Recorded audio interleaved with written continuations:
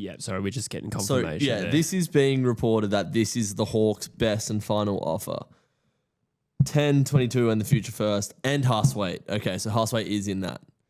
Does that push it over? Does that go, all right, Henry Hustwaite's now in that, we'll take it. Are you happy? Would you take that as an Essendon, is it Rosa that's there? Yeah. The list manager? Yeah. Would you take that?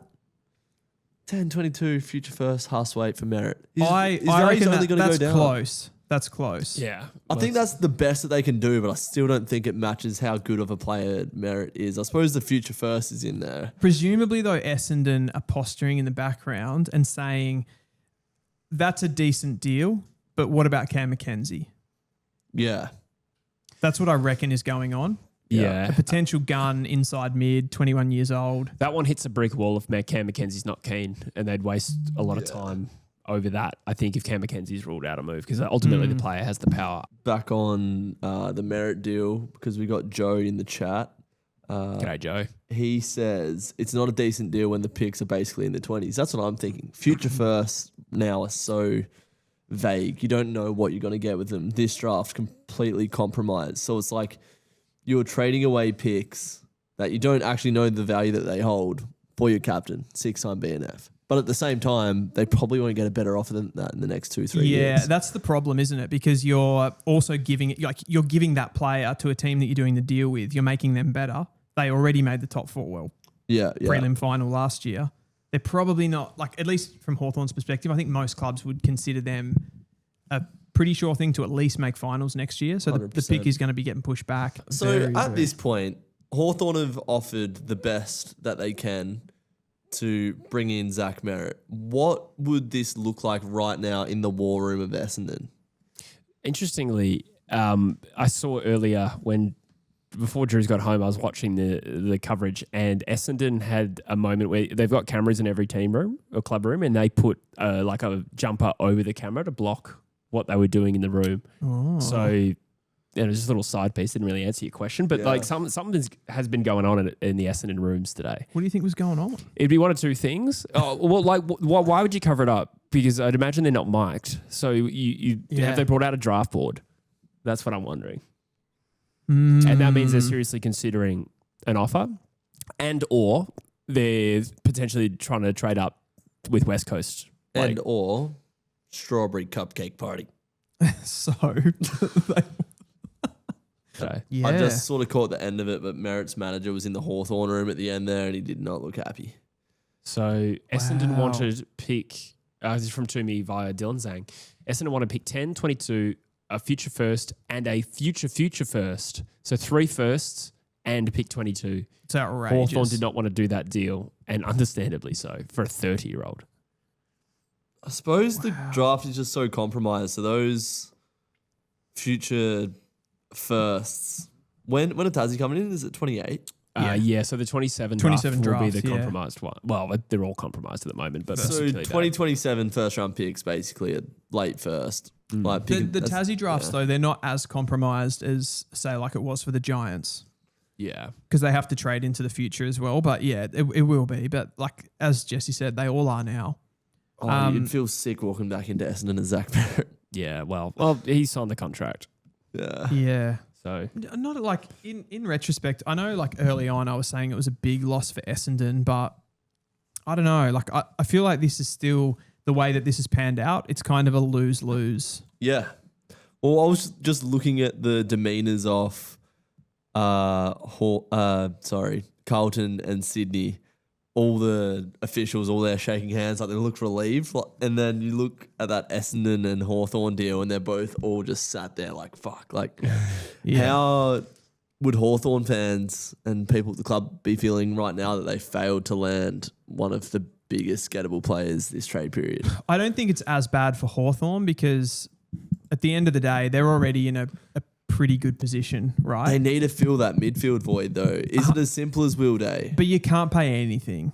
Like from their perspective, if that's what Essendon were asking, there's only so much that they can do. I think it's more difficult on the Essendon side of things. Like you've been in that situation before, like at some point in your life, right? Where, I don't know, you get a job or something like that or something really exciting is happening for you and it falls through.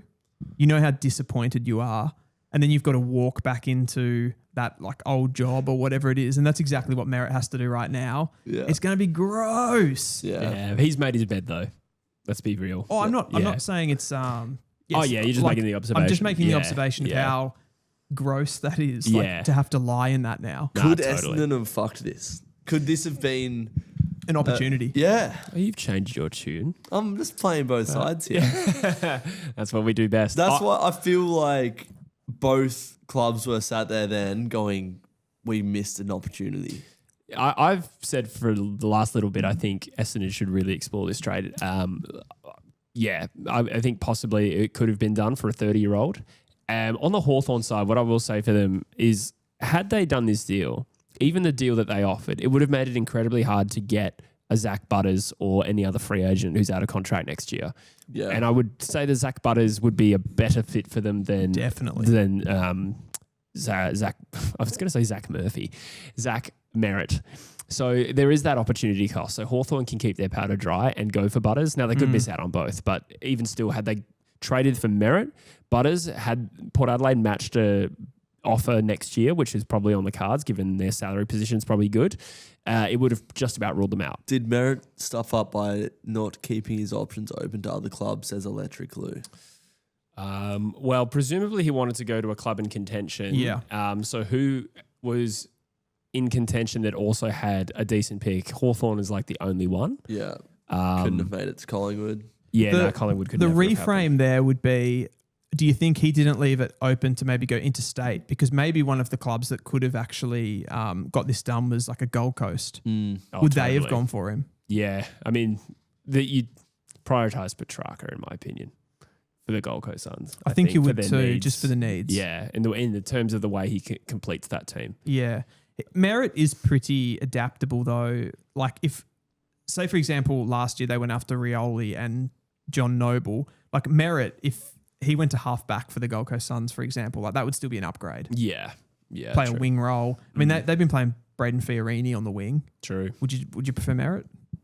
No, I'm more of a Fiorini man. Well, now they've got both of them because that is another deal that happened earlier today. Shit, yeah, Fiorini got traded for, I think it was a future third. I'm not sure. Yeah. The only reason I bring up Gold Coast is like they're probably the only club that wouldn't have given that much of a shit about the picks. Yeah, totally. And could actually get it done, you know? Yeah. I mean, Adelaide were not in a better position to trade for him. Port Adelaide, certainly not. They had no first rounder. Fremantle could have got it done, but still had a worse pick than Hawthorn. So, no, I mean, he probably did pick the best club he could have that also suited his needs. In Melbourne. Yeah. But even if you include the interstate teams, other than the Gold Coast Suns, yeah. Bomber Boy 85 says, as a Bombers fan, I'm pissed. We could have had 5 players. I think this is an interesting talking point. Do you think footy fans in general sometimes place too much, especially when you're in the position of an Essendon who haven't been successful for a long time? Do you put too much weight in these young players coming out of the draft, and you should be a bit more worried about keeping guys like Merrett? My stance is probably has been that Essendon probably should have made this trade. I agree. Because of the age. Yeah.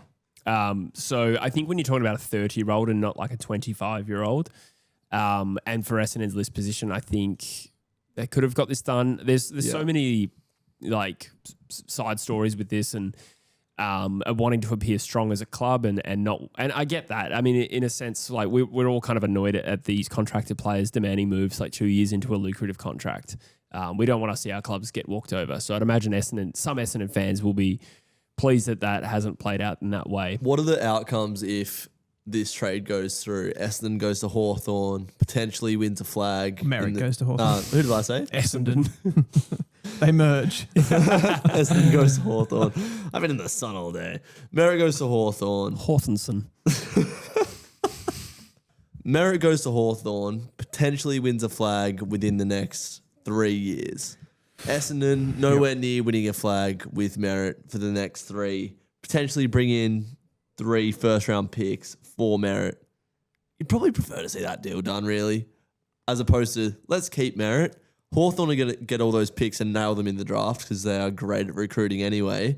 And what do you get? Your captain who's not going to be captain next year that doesn't want to be there. We might just have somebody sitting at the table that is actually best equipped to answer this question, because Jesse lost Chris Judd back in 2007 as a West Coast Eagles fan. Still hurts. I want to actually ask you about this, because I reckon when everything like went under the table, just came into my head for some reason. Those are rumors. After everything happened, were you actually disappointed by losing Chris Judd? And I'm not, like, clearly you would have been at the time, because he was a gun player in the prime of his career. But after everything, and you guys obviously getting better pretty quickly and being able to compete again for in grand finals and premierships and stuff, was that ultimately bad for the club? No. I think Judd leaving was probably a good outcome. It helps that we were traded Josh Kennedy. That does help. And we had, pick 3, we became Maston. Chris Maston. I mean, he's a decent player, but that's not really the centerpiece of the trade. It was really about JK. And if we don't have JK, we don't win the flag. It also helped that, in a way, that with closure, that Cuz also sort of capitulated that off-season and was sacked in the same off-season. So there wasn't too much doubt that if we had kept Judd, we could have stayed competitive. So I think we just sort of accepted we got a bit of a head start on the rebuild that year. It's set a bit of a foundation for what we would eventually become. So we're kind of lucky in a sense that those things happened at the same time and we were able to move forward with one vision. Do you think there's any parallels between, I know it's a different situation because you guys have been recently successful, but are there any parallels that Essendon fans could have taken from this, that it's actually spin it as a positive? To have kept Merrett? No, to have got rid of him in the same way that the West Coast Eagles did. Obviously, there's contextual differences, but I think so. Yes. I mean, what is the best case scenario here for Essendon now, other than making a stance? It's a few more years of Zach Merrett, maybe 4 more good years, and that's good. But is it really going to be a real needle mover in terms of Essendon's next 4 years? I think they're going to. Back. They're unlikely to be playing finals over the next few. I would have How thought. much of a loss is it for Hawthorn not getting Zach Merrett through the door? Because of the status of the club, they can move on to the next target pretty quickly. Yeah, and they can go Butters next year, can't they? Yeah, they're going to be attractive. They may not get Butters, but it'll be someone else. Not the end of the world for Hawthorn. Yeah, I probably feel like, I've backflipped on this, but I think Essendon have made a mistake. Have won the trade period. Yeah, it's funny because if Merrett never asked to leave, like, we wouldn't be saying this, would we? That it was like it would have been such a good opportunity to trade him or something. I don't know. I think probably when they get back together for preseason, Merrett's not Merrett will play well next season. Yeah. I have no doubt in my mind about that. He's just one of those guys that I think it's because of his, I mentioned it in one of the early episodes when he first decided he wanted to trade, and I said he's a bit of an individual guy. Like, I don't feel like he's the best club captain. But he has so much personal pride in himself that I feel like it's so much so that he won't let this affect him professionally. I actually just had another thought with Reassessing, just putting it back into their shoes here, putting myself into their shoes rather, putting it in their shoes. Look, they already have a strong draft hand this year. Yeah. So there's some sort of feeling of diminishing returns about getting more picks. That's probably not diminishing returns, but like, how much do you really want to invest in one draft? And then future picks, like, would you really want to give up Zach Merrett for the sake of 2026 picks and 2027 picks when you can just revisit this in a year? They've still got that time. So I can understand, actually, now I think about it, how it's not a massive deal that they foregoed? Try again. Foregone. Went the past tense. Got weird. Forwent. Yes. That they passed up on pick 10 when you've already got 5 and 6, and they've got some academy players this year, and it's not a particularly strong draft, so they could actually just push this into next year. I think you make a really good point about the stacking of picks, because I don't know what the data is like. It'd be really interesting actually to see what the data is like on teams that go really heavy in one particular draft. I suspect it's hard to find clear data on that as far as... Yeah, I mean, Richmond will be a good case study. Which year? Last year, of course. We haven't got enough time. Maybe the expansion clubs. I was going to say Hawthorn in the draft where they got Roughhead, Franklin, Lewis, and was Mitchell in that? Yeah, was that a success? No, Mitchell was in 2001. Was that a success? Yeah, I don't know. Hodge and Mitchell were the same draft, and I think Roughhead and Franklin were. And Lewis. Lewis was 2001 or 2004? No, 2004. Yeah, right. Okay. Yeah, so they were all in the top 10. Yeah, wow. Those three. The draft being, if it's, conceivably weaker and the club see it as, they perceive it to be weaker, that makes you go like, do we really want to load up on this draft? Exactly. And therefore, if it's about 26 and 27 picks, like to give up Merrett and cash in on those picks, like you can just do that in a year's time. There's not enough instant gratification for it to be juicy now when they can do the same thing in 12 months. What was there a 2027 element to this deal? Essendon asked for firsts in all 3 years, I think.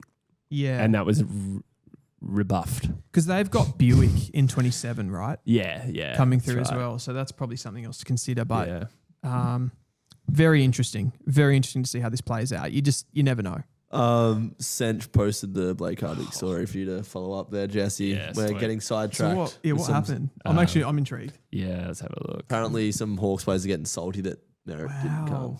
Oh, he posted the Essendon logo with a caption Alcatraz. And then another good, photo actually. of Alcatraz. Oh my God. How can you say that Essendon is Alcatraz when Hawthorn were putting these shitty deals together for Merrett? Yeah. Was it a shitty deal? Yeah, I reckon like pick 10, a future first, and Henry Huswaite. It's a pretty shit deal. What could they have done though? That's what we were sort of saying. Was 22 not also part of it? 10, 22 and a future first. So what would that have ended up in the deal got pretty good in the end. Yeah. I think so too. The deal was fairly favourable. Yeah. It was more like Essendon just got stubborn on the fact that they didn't want to seem to be walked over. Hawthorn didn't live up to the value. I still think even if the deal went through and even if it was the right move to make for Essendon, I don't think... Got a train going off. Yeah. There goes the train to Alcatraz. And I get nothing. The point I was making was Hawthorn weren't living up to the value that Essendon placed on Zach Merrett, even with their best offer. So you're essentially saying that they had to have given up a better player, really, because they didn't have much else they could give. Yeah. I think Essendon's counter offer was overs. I didn't think Essendon wanted to accept unders, even if it was for the better of their culture, which we discussed earlier. But that's a whole nother conversation. I was sort of convinced that a Cam McKenzie level player had to come the other way. Yeah. And that would have been the tipping point for me. I think that would have made, if Essendon could have got their hands on McKenzie, I think that would have tipped it over the edge. Rogie says, imagine being Huswaite and seeing the Hardwick stuff. Kind of true. Facts.